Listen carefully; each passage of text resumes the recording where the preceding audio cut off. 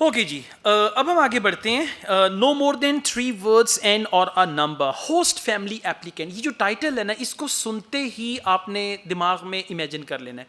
Host family applicant. Host family का मतलब क्या है? जैसे नहीं आप पेइंग गेस्ट के तौर पे किसी फैमिली के साथ रहते हैं कि घर उनका होगा, आपको वो एक कमरा दे देंगे, उसी में आपने रहना है, किचन भी, मतलब फैमिली के साथ लोग कंफर्टेबल फील करते हैं, पेइंग गेस्ट रख लेते हैं. Host family applicant. अब ये किसी ने पेइंग गेस्ट के तौर पे किसी फैमिली के साथ रहना है. अब होगा क्या? वो पूछेगा जी मुझे रूम कौन सा मिलेगा, टीवी होगा नहीं होगा, वाईफाई चलता है नहीं चलता है, किराया कितना होगा, कितने लोग रहते हैं, ये सारी चीज़ें आएंगी. उसके बाद एग्जाम्पल दी हुई है, वो उसका नाम दिया हुआ है जिननी, तो वो उसका नाम उसी तरह से आ जाएगा. ठीक है. जेनी. जेनी. ओके. उसके बाद है प्रेजेंट एड्रेस. अब देखिएगा एड्रेस है, और ये चीज़ें आपको हमेशा पार्ट 1 में आएंगी. एड्रेस भी आएगा, फ़ोन नंबर भी आएगा, इस तरह की चीज़ें आएंगी. प्रेजेंट एड्रेस क्या है? सी व्यू गेस्ट हाउस. उसके बाद है कॉमा. अब अगर मैं ये कहता हूँ रिच होटल कॉमा, और फिर आगे मैं ऑडियो में बताता हूँ जौहर टाउन लाहौर. जौहर टाउन लाहौर, ये 3 वर्ड्स आ जाएंगे. ठीक है. या फिर मैं ये कहता हूँ सी व्यू गेस्ट हाउस, और कॉमा के बाद आ जाता है लंदन. That's it. ठीक है. तो अब उन्होंने क्या करना है, सी व्यू गेस्ट हाउस के बाद या तो स्ट्रीट बताएंगे या लोकेशन बताएंगे, जो भी वो बताएंगे आपने उसको लिख लेना है. ठीक है. I play the audio now. Section 1. You will hear a conversation between a student looking for a host family and a housing advisor. अच्छा, ये जो पहला सेंटेंस है ना, बड़े काम का है. Host family and student and advice. इससे आपको पता चल जाएगा कि बातचीत क्या होने वाली है इनकी आपस की. Good morning. How can I help you? Good morning. I understand you help fix up students with host families. That's right. Are you interested in... Yes. Well, please sit down and I'll just take a few details. Thank you. Right. Now, what name is it? Jenny Chan. Can you spell that, please? Yes. JENNYCHAN.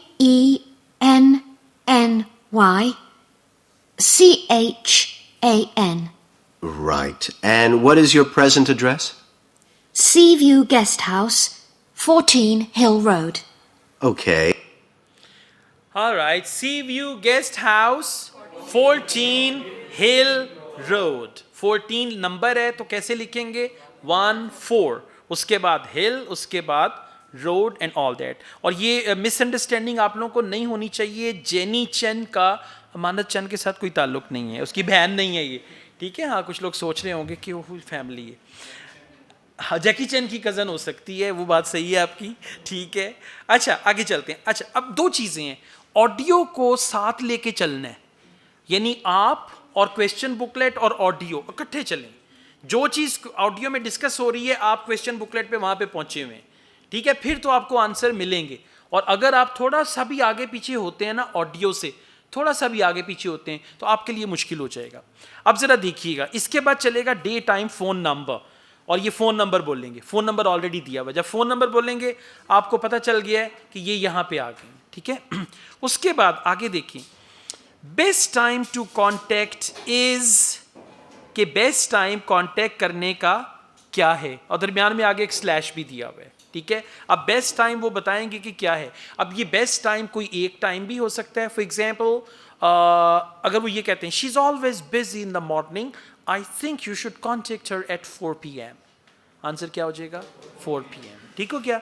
Right. अगर वो ये बोलें during the morning hours from 9 to 12 she is always engaged with a lot of stuff, so the best time to contact her is between 4 to 7 PM.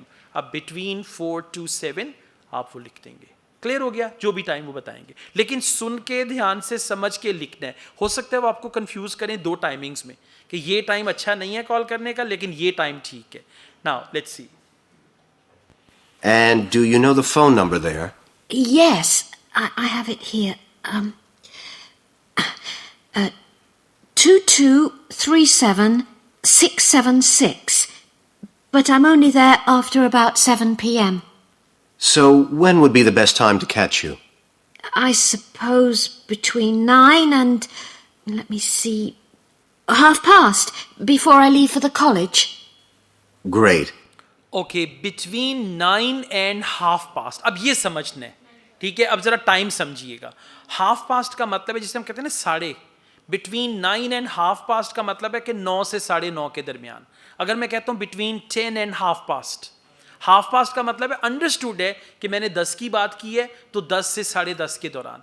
Between 10 and half past, between 9 and half past. अच्छा, अब जरा सुनिए, अगर वो ये कहती between 10 and quarter past 15, हाँ, between 10 and quarter past क्या मतलब होगा? अच्छा, हुन तेनों मैं किथे बिठावा होर. हाँ हाँ, ये सही बात है. नहीं होता वो मौलवी साहब ने एक बच्चा साथ बिठाया होता है कि उसको सबक दे रहे होते कि ये बच्चा वीक है, इसकी कुर्सी कल से स्टेज पे लगवा लेते हैं. हाँ, अच्छा सुन लें, अब जरा गौर से सुनना है बेटा, समझना है बात को. क्वार्टर पास्ट का मतलब है सवा. Quarter past 1. हाँ जी काका, कितने हो गए क्वार्टर पास्ट 1? यार मैंने अभी बताया है, आप सुन नहीं रहे हो, देख लो मैंने क्या बताया. क्वार्टर पास्ट, मैं देखिए मैंने आपको आपकी लैंग्वेज में बताया. क्वार्टर पास्ट किसे कहते हैं? सवा को. अब कहते नहीं हो सारा दिन में 2:15, 3:15, 5:15 हो गए, 6:15 हो गए, ठीक है. तो सवा को बोलेंगे क्वार्टर पास्ट. क्वार्टर का मतलब है 15, ठीक है. क्वार्टर पास्ट 6 का क्या मतलब होगा? हाँ, मैं आपको ना एक बाबे का बताऊंगा, आपने उससे दम करवाना है पहले. बेहतर है, बेहतर है. अगर वहां पे समझ आ जाए तो फिर बता दीजिएगा, ठीक है. Okay, quarter past 6. Quarter past 6 कितने होंगे? 6:15. यार ना करें, और मेरी बात सुने, सब लोग नाश्ता करके आया करो, ठीक है. ये जो हालात है ना कि वापसी पे कुछ खा लूंगा, वो नहीं सही. चाय पी के नाश्ता करके चुकन्ने होके आया करें. Okay, quarter past 7, 7:15, half past 7. अच्छा, अब जरा सुनिएगा. Quarter to 8, 7:45. Quarter to 9, 9:15. Quarter to 11, 11:15. ठीक हो गया. अब ये टाइम आपको आना चाहिए क्योंकि लिस्टिंग पार्ट 1 में कोई ये क्वेश्चन टाइम पे हो सकता. अब उसने ये बोला बिटवीन 9 एंड हाफ पास्ट, तो आप आंसर क्या लिखेंगे? बिटवीन लिख दें, 9 लिख दें, डैश लिख के 9:30 लिख दें. Between 9 and half past 9 dash 9:30. Best time to contact is 9, that is also correct. Option में दिया हुआ है उन्होंने, ठीक है. अगर आप सिर्फ लिख दें 9 डैश 9:30, और AM PM लिखने की जरूरत है? उसने बताया ही नहीं है. अगर बताएं तो आप लिख सकते हैं, ठीक है. और ये क्वेश्चन जो है ना, थोड़ा सा मैं आपको बता दूं, ये आंसर थोड़ा सा कंफ्यूजिंग है. ये अब जो बात की किताबें हैं ना, उसमें इस तरह की कंफ्यूजन नहीं होगी. अच्छा जी, आगे चलते हैं.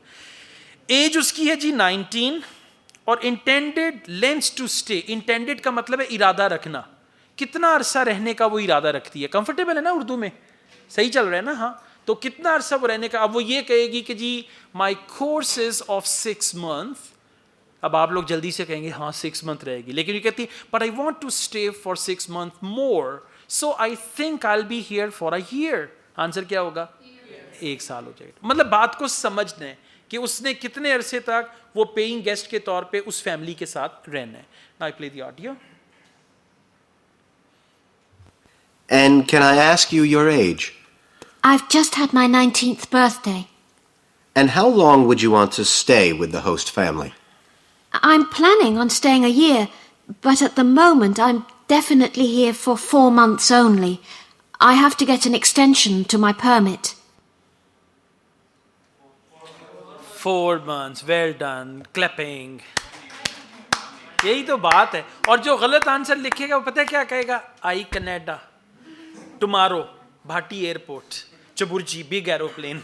ओके, ये चीज समझनी है. जब भी आप गलत आंसर लिखेंगे ना, गलत आंसर भी आप ऑडियो से ही उठाएंगे, तो आप बेचारे मासूम, आपको समझ नहीं है. इसका मतलब है कि इंग्लिश समझ, हमेशा वो क्या, इसको हम बोलते हैं ट्रैप.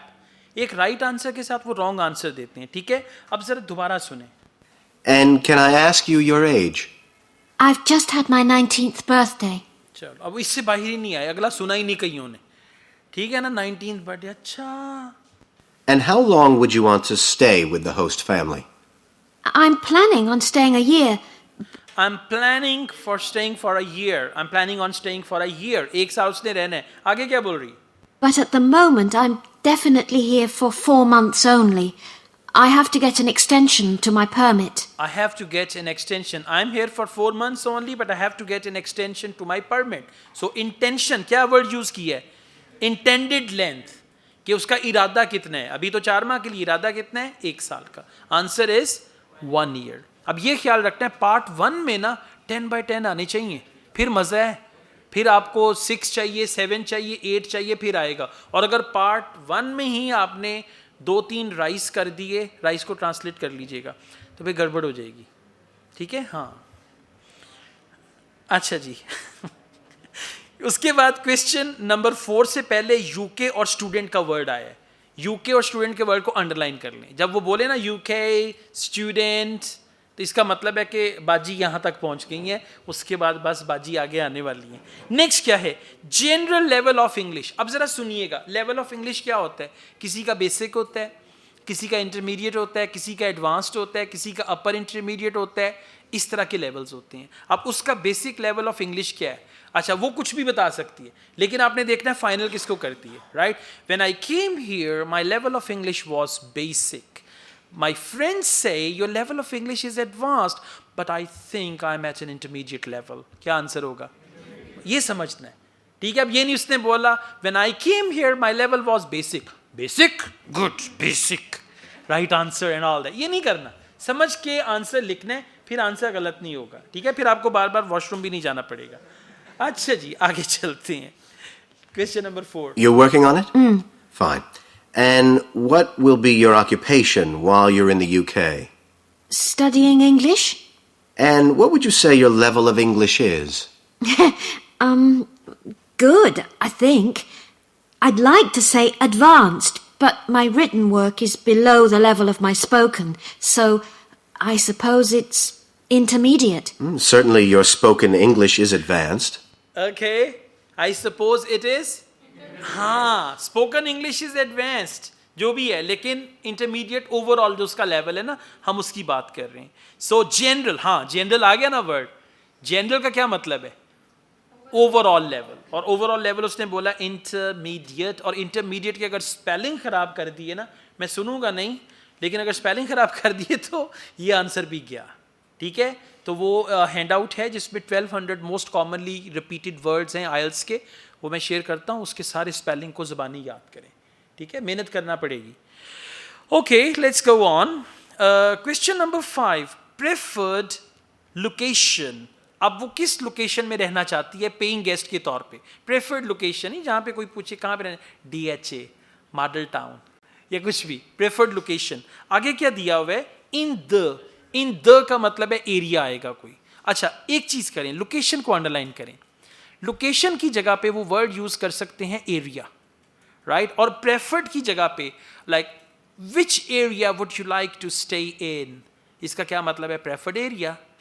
ठीक है, which location, which area and all that. So let's see. Anyway, which area do you think you would prefer? Well, I'm studying right in the centre, but I'd really like to live in the northwest. That shouldn't be a great problem. We usually have lots of families up there. Okay, center. Excellent. क्या लिखा? Northwest. हाँ, exactly. Like that is where she is staying. But she would like to. Preferred का क्या मतलब है? Preferred का मतलब है जो आप जिसको तरजीह देंगे, right? So let's listen to it again. Anyway, which area do you think you would prefer? Well, I'm studying right in the centre. I'm staying. वहाँ तो वो रह रही है already. Right in the center. But I'd really like to live in the northwest. I really like to live. इसका क्या मतलब है? I prefer. I really like to live in the northwest. तो northwest आप लिख दें, north dash west लिख दें हाइफन के साथ, या बगैर हाइफन के लिखते हैं, there is no problem. Northwest. अच्छा जी. Okay.